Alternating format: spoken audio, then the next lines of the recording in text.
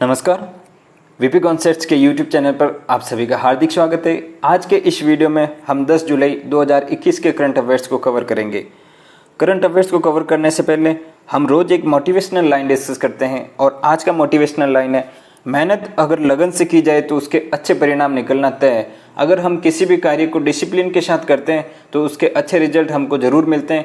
भले ही थोड़ा लेट हो सकता है, लेकिन हमको हमारा जो लक्ष्य है वो एक दिन ज़रूर मिलता है। और इसी मोटिवेशन के साथ हम आज का करंट अफेयर्स का वीडियो शुरू कर रहे हैं। डेली करंट अफेयर्स बाय योगी, ये सुपर 10 डेली सीरीज है जिसमें मैं आपके साथ 10 MCQs डिस्कस करता हूँ और इन MCQs को मैं एक डिटेल से बुलेट पॉइंट्स के माध्यम से और रैशनल तरीके से आपको समझाने की कोशिश करता हूँ। और ये करंट अफेयर्स की सीरीज आपके आने वाले किसी भी एग्ज़ाम के लेवल के लिए बहुत इनफ है, तो आप इस सीरीज का ज़रूर फ़ायदा उठाएं। आज का हमारा पहला क्वेश्चन है, हाल ही में कृषि अवसंरचना कोष से APMC मंडियों को कितनी वित्तीय सहायता प्रदान की गई है? तो इसका सही आंसर रहेगा option number B, 2 lakh crore रुपए। जो APMC मंडियां हैं उनको 2 लाख करोड़ रुपए की सहायता प्रदान की गई है। अब हम देखते हैं APMC मंडियां और इनको बुलेट पॉइंट्स के माध्यम से हम इसका जो मेन उद्देश्य है हम उसको यहाँ पे डिस्कस करेंगे। जो APMC मंडियां हैं वो किसानों को बाजार उपलब्ध कराती है जहाँ पे किसान अपने उत्पादों को बेचता है। अब हम देखते हैं कि इसके उद्देश्य क्या है। इसका जो मेन उद्देश्य है वो बाजार क्षमताओं को विनियमित करना और किसानों को सुविधाएं प्रदान करना है, जिसमें किसान सॉर्टिंग, ग्रेडिंग, कोल्ड स्टोरेज के लिए 2 करोड़ रुपए की वित्तीय ऋण के लिए किसानों को ब्याज अनुदान मिलेगा। और इस जो गवर्नमेंट की जो वित्तीय सहायता है इसको FPO यानी फार्मर प्रोड्यूसन ऑर्गेनाइजेशन, किसान उत्पाद संगठन, राज्य एजेंसियां भी इसका फ़ायदा उठा सकती है।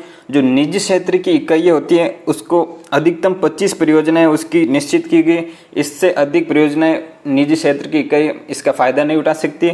और ये मुख्य रूप से किसानों के लिए है ताकि इन APMC मंडियों में जो इनका जो इंफ्रास्ट्रक्चर है उसको मजबूत किया जा सकता है, जिससे ये जो कोल्ड स्टोरेज की समस्या होती है, जो किसानों का जो अनाज खराब हो जाता है, कोल्ड स्टोरेज जो इंडिया में अगर देखा जाए कंपेरेटिवली तो काफ़ी कम है। और इसकी वजह से किसानों का जो अनाज है वो हम देखते हैं कि काफ़ी सारा अनाज इंडिया में ख़राब होता है। तो इसका इंफ्रास्ट्रक्चर है इसको वापस डेवलप करने के हिसाब से ये वित्तीय सहायता प्रदान की गई है, जिससे किसानों को अच्छी कीमत मिल सके और उपभोक्ताओं को सस्ते दामों पर प्रोडक्ट मिल सके। अब हम देखते हैं आज का क्वेश्चन नंबर 2, भारत और किस देश ने कार्मिक प्रशासन और शासन सुधार के लिए समझौता ज्ञापन पर हस्ताक्षर किए हैं? तो इसका सही आंसर रहेगा ऑप्शन नंबर सी, गाम्बिया। ये गाम्बिया दक्षिणी अफ्रीका का सबसे छोटा देश है। अब हम देखते हैं इसको बुलेट पॉइंट्स के माध्यम से। ये मैंने आपको इमेज के माध्यम से इसको बताने की कोशिश की है कि जो ये गाम्बिया है यहाँ पे आपको सेनेगल और ये जो अटलांटिक ओशन है इन दोनों के बीच में ये स्थित है और ये अफ्रीका का सबसे छोटा देश है। जैसा कि मैंने आपको बताया था, कार्मिक प्रशासन और शासन सुधार के क्षेत्र में ये द्विपक्षीय सहयोग के माध्यम से ये प्रशासन को प्रबंधन करने का इनके बीच में एक समझौता हुआ है। और बात करें गाम्बिया के बारे में तो इसकी जो कैपिटल है वो बुंजल है और गाम्बिया के जो वर्तमान राष्ट्रपति वो अदामा बेरो है। और यहाँ पे सबसे इम्पोर्टेंट चीज़ रहेगी वो यहाँ पे इसकी मुद्रा कभी कभी पूछी जा सकती है, क्योंकि हम जनरली डॉलर, यूरो इस टाइप की मुद्रा के बारे में जानते हैं। तो एग्जाम में कभी कभी ऐसा क्वेश्चन आता है जिससे हम उसको हम सोच भी नहीं पाते कि ये क्वेश्चन एक्चुअल में पूछा कहाँ से है। तो इसका जो ये इसकी मुद्रा है वो दल्लासी है और ये SSC टाइप के एग्जाम्स में कुछ ज़्यादा ही पूछी जाती है, तो आप इसको थोड़ा ध्यान रखें। अब हम देखते हैं क्वेश्चन नंबर 3, हाल ही में सरकार ने किस उद्योग के लिए विकास परिषद की स्थापना की है? तो इसका सही आंसर रहेगा ऑप्शन नंबर बी, सीमेंट उद्योग। अब हम इसको बुलेट पॉइंट्स के माध्यम से समझने की कोशिश करते हैं। जो सीमेंट उद्योग के लिए विकास परिषद है इसमें 25 सदस्य होंगे, जिसमें पुनीत डालमिया इसके अध्यक्ष बनाए गए। और ये जो विकास परिषद है ये मुख्य रूप से कचरे को कम करने का कार्य करेगी और इसके अलावा ये उत्पाद को बढ़ाने का जो इसका मेन फोकस रहेगा कि प्रोडक्शन बढ़ाया जाए और जो क्वालिटी होती है उस क्वालिटी को सुधारा जाएगा। और इसके अलावा जो उत्पाद होते हैं इनका जो स्टैंडर्ड डेवलप किया जाएगा और इसके अलावा ये जो अभी वर्तमान में जो उद्योगों की जो क्षमता है, इसका पूर्ण तरीके से इसका उपयोग कैसे किया जाए और इसको वैज्ञानिक और औद्योगिक अनुसंधानों के जो उपाय होते हैं वो भी इन जो ये समिति है वो सुझाने का प्रयास करेगी, जिससे जो श्रम लागत है उसको बढ़ाकर किस तरीके से एक अच्छा प्रोडक्ट जो देश में निर्मित किया जा सके। अब हम देखते हैं आज का क्वेश्चन नंबर 4, स्पर्श किस मंत्रालय द्वारा लागू किया गया है? तो इसका सही आंसर रहेगा ऑप्शन नंबर बी, रक्षा मंत्रालय। ये क्वेश्चन आप इम्पोर्टेंट क्वेश्चन में इसको नोट कर सकते हैं, क्योंकि अक्सर ये जो स्पर्श है ये पेंशन योजना से संबंधित है। जो पेंशनधारी होते हैं ये उनके लिए शुरू की गई है, तो ये रक्षा मंत्रालय के द्वारा शुरू की गई है। और ये अगर अपन पेंशनधारी या पेंशन भोगी लोगों के लिए अगर सेवा के रूप से देखें तो ये एक तरीके से वेलफेयर जैसा कुछ हमको लगता है। तो अगर हमको ऑप्शन में सामाजिक कल्याण या इस तरीके का अगर ऑप्शन में हमको मिलता है तो फिर हम उस ऑप्शन पर जाते हैं। लेकिन अगर हमारे ढंग से पढ़ा हुआ है और हमने इसको डिटेल से देखा है तो हम इस क्वेश्चन को गलत नहीं करते। बाकी आप देखना 80% लोग इस क्वेश्चन को गलत करेंगे। तो अब हम इसको बुलेट पॉइंट्स के माध्यम से देखें तो ये पेंशन के लिए मंजूरी और वितरण से संबंधित एक ऐप है और ये एक पोर्टल के रूप में रहेगी। और इसके अलावा ये पेंशन भोगियों के लिए एक सेवा केंद्र के रूप में गवर्नमेंट ने एक पोर्टल लॉन्च किया है और एक पेंशनर्स पोर्टल भी गवर्नमेंट ने लॉन्च किया है, जो मुख्य रूप से पेंशनधारियों की जो शिकायतें होती है, जो उनकी समस्याएं होती है, उनके लिए विशेषज्ञों को उपलब्ध करवाएगी और जो शिकायतों का निवारण होता है वो गवर्नमेंट के द्वारा नियुक्त विशेषज्ञों द्वारा किया जाएगा।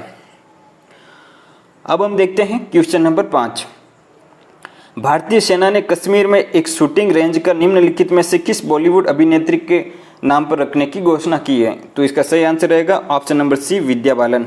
विद्या बालन के नाम पर भारतीय सेना ने कश्मीर में एक शूटिंग रेंज का नाम रखा है और ये रेंज में इनका नाम बॉलीवुड में इनके योगदान के लिए रखा गया है। अब हम देखते हैं क्वेश्चन नंबर 6, हाल ही में सरकार द्वारा लोक उद्यम विभाग को किस मंत्रालय के अधीन लाया गया है? तो इसका सही आंसर रहेगा ऑप्शन नंबर सी, वित्त मंत्रालय। अब ये जो पब्लिक सेक्टर का जो लोक उद्यम विभाग है ये वित्त मंत्रालय के अधीन आने के बाद अब वित्त मंत्रालय के अधीन 6 जो विभाग है वो हो चुके हैं। पहले वित्त मंत्रालय के अधीन 5 विभाग थे और अब ये एक और ऐड हो गया और इसके साथ ही अब वित्त मंत्रालय के अंदर 6 विभाग हो चुके हैं। तो आपको ये करंट अफेयर्स के व्यू से आपको ध्यान रखना है। अब हम इसके बारे में थोड़ा डिस्कस करेंगे।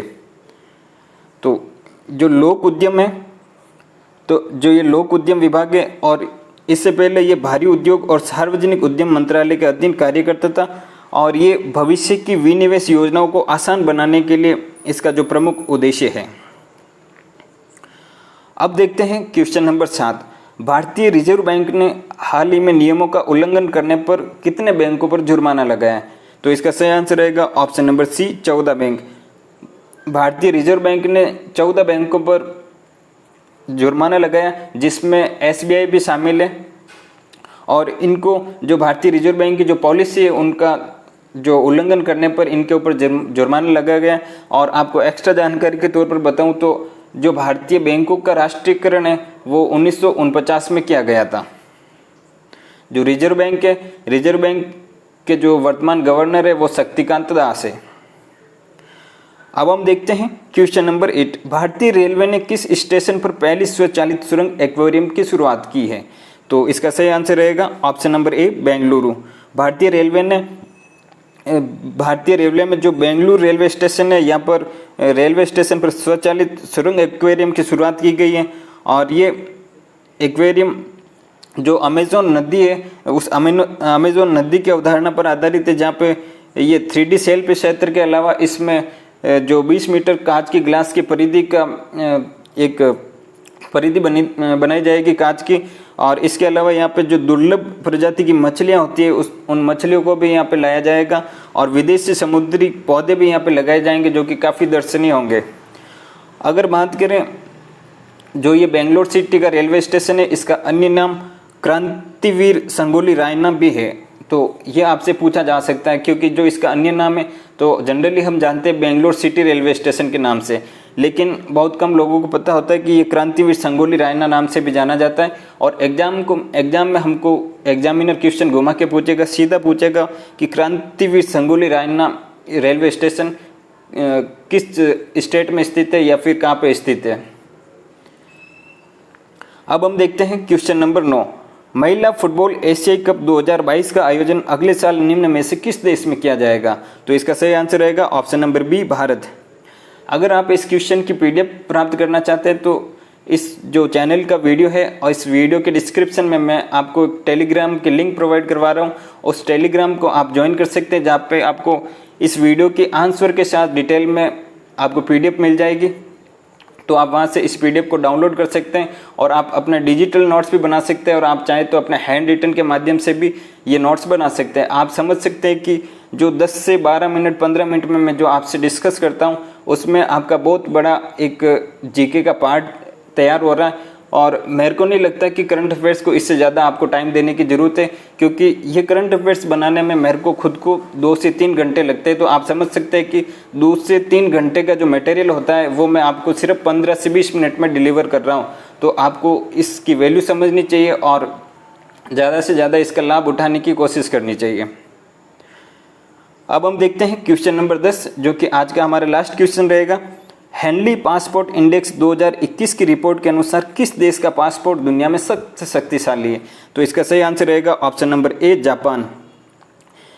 यहाँ पे सबसे दुनिया के शक्तिशाली पासपोर्ट्स की जो लिस्ट थी उसमें 116 कंट्रीज की जो लिस्ट जारी हुई है उसमें सबसे फर्स्ट जापान है, और इसके बाद सिंगापुर का पासपोर्ट आता है, और तीसरे नंबर पर जर्मनी और दक्षिणी कोरिया का आता है। उत्तरी कोरिया का तो आ ही नहीं सकता, क्योंकि आपको पता है उत्तरी कोरिया में तो जो वो किम जोंग तानाशा है, तो उस हिसाब से उत्तरी कोरिया का डेवलपमेंट काफ़ी रुका हुआ है। और दक्षिण कोरिया का पासपोर्ट की वैल्यू के हिसाब से भी आप समझ सकते हैं। और अगर इसमें बात की जाए भारत की, तो भारत जो 116 देशों का जो पासपोर्ट की सूची है उसमें भारत का 90वां स्थान आता है। तो यह था गाइज आज का करंट अफेयर्स का वीडियो। अगर आपको ये वीडियो पसंद आया तो आप इस वीडियो को लाइक कीजिए, अपने दोस्तों के साथ शेयर कीजिए, और इस चैनल को सब्सक्राइब करना ना भूलें। और आपका इस वीडियो से रिलेटेड या इस वीडियो में किसी भी क्वेश्चन से रिलेटेड आपका कोई भी डाउट हो तो आप हमको कमेंट बॉक्स में कमेंट करके बता सकते हैं। आपको आपके कमेंट का तुरंत समाधान किया जाएगा। तो मिलते हैं नेक्स्ट वीडियो में, तब तक के लिए नमस्कार, जय हिंद।